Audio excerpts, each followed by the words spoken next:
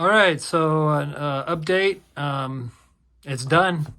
The Bible's done. This particular Bible, I'll be starting another Bible, two Bibles tonight. NIV, Thin Line for a brother of mine. I kind of jumped him up on the list just because he's a dear friend and YouTuber, and I just want to be a blessing in doing his alongside of a customer that sent in his pimp minion and everything. So this is the final production here. We got you've seen the liner.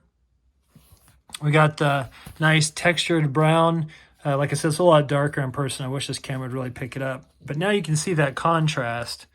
So you got the black, and then you got the brown. Kind of gives it that old world look. Just a classic look. It, of course, has settled overnight, and it's still... and you see the salmon under gold, which is really nice. I wish Youngblood would bring that color back. They do more of a red under gold nowadays. But if you don't have red under gold, I think I've showed videos of this. I can add that for you if you'd like. But it still lays flat, and it's not even in Genesis. Well, now it is. So it lays flat.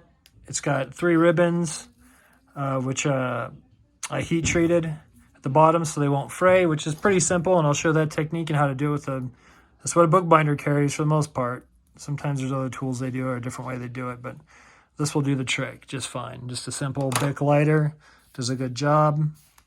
This Bible looks fantastic, guys, and it feels so much better than before the work was done. And then you can see that nice texture. I like the texture of this. It's just like the paper that R.L. Allen uses on their Bibles. Then, of course, the leather lining that's in there. So now it's an edge-lined Bible. But what I like is, instead of having this real big, bulky piece of leather underneath, since I skived it, it looks nice and flush.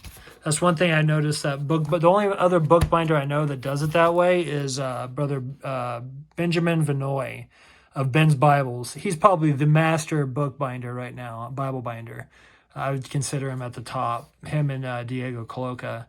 And then you have, that does a pretty good job, is Jeffrey Rice from Post Tenebras Lux. I think you guys probably know him. He does a wonderful job. Other than that, I can't really think of anybody else. But Ben's the only one I know of that does it where you don't really see a tab. There's barely a tab there, so it looks really nice and flush and like a finished piece rather than a hunk of leather underneath, which is not a problem for me. I think that looks nice too as well. Either way is fine with me. But wanted to update you guys and show you the Bible finished, and I will be updating you on Bibles to come, and also I will be starting the whole series on how to rebind a Bible. Probably put one installment in sometime today, hopefully, on maybe some tips and tricks, or maybe on tools, or maybe things you need. Maybe just a little bit of both. We'll see. We'll see how that starts out. So until next time, guys, good day, and God bless.